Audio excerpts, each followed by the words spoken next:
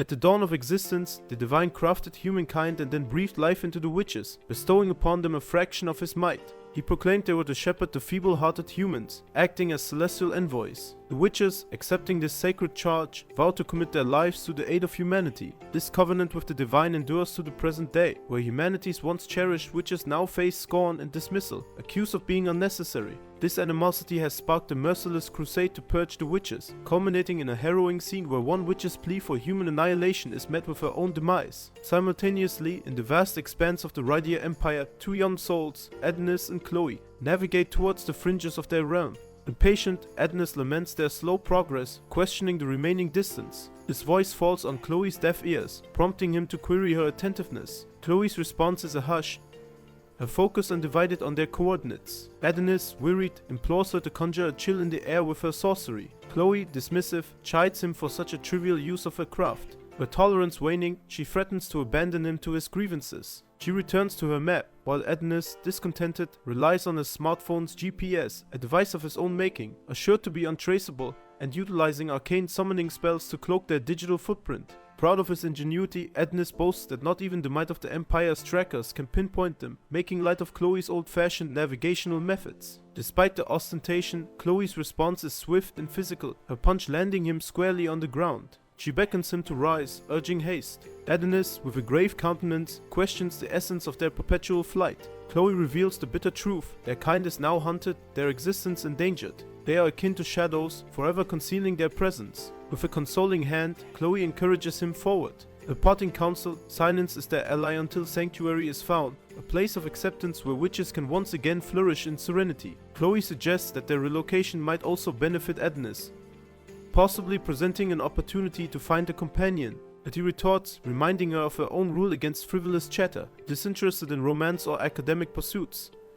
He declares his deepest ambition to continue as her protege. Chloe teases him once more, insinuating his preference for the company of mature women. Adonis bristles at the jab, yet Chloe can't help but find amusement in his fiery retort, and their voyage resumes. Suddenly, they're confronted with an unexpected challenge, the narrative disrupted by an erratic string of S, likely a typographical stumble. With tensions high, Adonis readies for combat, but Chloe cautions against it, citing his limited experience with magic. Instead, she steps forward, unleashing her chilling sorcery Oriado to dispatch the soldiers with icy precision. The scene shifts to a crestfallen man facing Emperor Gerda's disdain, offering excuses for his failure to capture the formidable ice-wielding witch, Chloe. His excuses are cut short by a guard's assault, commanded to respect the Emperor, who remained stoically fixated on the singular goal, capturing the witch promptly. As their journey presses on, Adonis battles with discontent, feeling sidelined in combat. His outburst reveals a yearning to use his magic in battle to stand as Chloe's equal in their struggles. She firmly reminds him of his nascent abilities. This leads to a deeper confession: Adonis doesn't just aspire to be strong, he's driven by a desire to protect Chloe, an affection that transcends their battle for survival.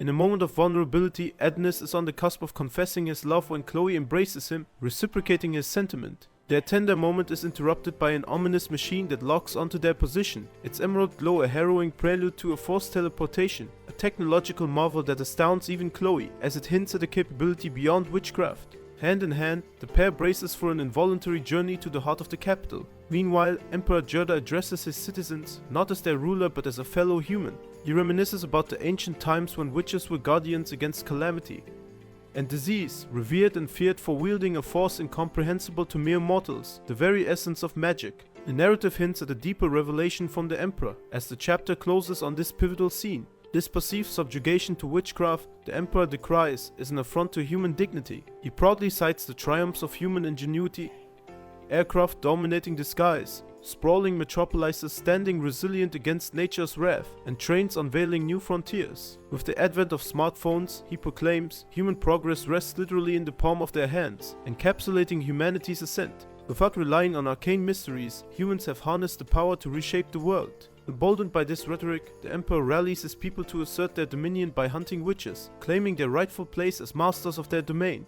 The crowd is electrified by his words, their zeal ignited, and they erupt in fervent support as his consort lavishes praise on his stirring oration. Chloe and Adonis, having been transported into this charged atmosphere, are immediately thrust into confrontation. As Adonis distracts the guards to aid Chloe's escape, the Emperor recognizes the boy's origins. sparking Chloe's fury. She demands Adonis' release, leveraging the Emperor's concern for his citizens against him. Her restraint until now, she reveals, has been out of compassion, not wanting to orphan Adonis in a world bereft of humans. But as Chloe summons her frost-bound powers, the tide turns abruptly. Her magic falters, countered by an unforeseen force. The Emperor, previously an impassive observer, unveils his hand, the product of human innovation designed to neutralize witchcraft, a direct challenge to the notion of witches' superiority. The scene culminates in a shocking display of power and degradation as the Emperor strips Chloe of her dignity, reducing her to vulnerability without her magic. The surrounding humans, once beneficiaries of the witch's benevolence, now jeer and mock Chloe's plight, recording the spectacle for posterity, a chilling testament to the capricious nature of power and reverence. The narrative has taken a tragic turn, portraying the downfall of Chloe, a witch who had, until these moments, been portrayed as powerful and untouchable. The transformation of the crowd from reverent to ruthless paints a grim picture of societal change, influenced by fear and propaganda. Adonis, driven by despair and the impending execution, is held captive, witnessing Chloe's desperate pleas for his life.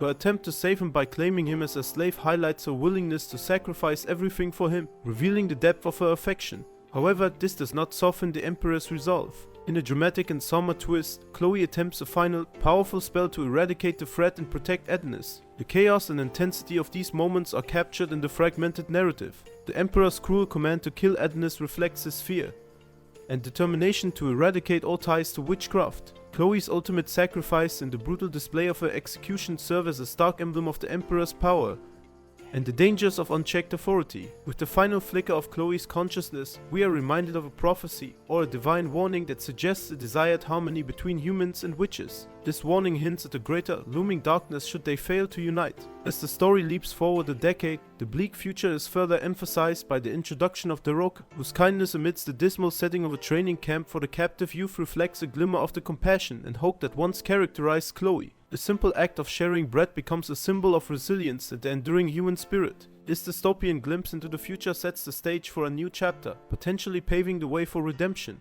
revolution, or further descent into discord, depending on the paths the characters choose and the lingering impact of Chloe's life and death. The unfolding narrative paints a stark and oppressive world where technological progress and the overthrow of witches have not led to peace or unity among humans. Instead, it has given rise to new forms of exploitation and violence. Anna's reflection on the persistent human conflict despite the end of witches challenges the Emperor's assertion that technology alone could elevate humanity above its darker instincts. Daroka's act of self-sacrifice, taking Anna's place, speaks to themes of friendship and loyalty in the face of inhuman treatment. The jailer's demand showcases the reduction of prisoners to mere objects, expected to serve without agency or dignity. This treatment is disturbingly reminiscent of Chloe's earlier plea, where she referred to Adonis as a slave in a desperate attempt to save him. The jailer's actions and the mention of the Redir Empire suggest a society that, despite its technological advancements, has not evolved morally or ethically. Instead, the advancements have been weaponized to further oppress and commodify individuals, especially the disenfranchised, such as the prisoners. The chilling transactional nature of Daroka's assessment and the callousness in capturing her fear for profit illustrate a dehumanized system where people are valued based on their utility to others. The narrative arc is set against the backdrop of a civilization that, having defeated the witches who once protected them, now turns on its weakest members with the same ruthlessness. This raises questions about the true cost of their dignity and evolution, suggesting that the witches were not the root cause of humanity's strife but perhaps a convenient scapegoat for deeper, more ingrained issues. The story now seems to rest on the shoulders of characters like Daroka and Anna,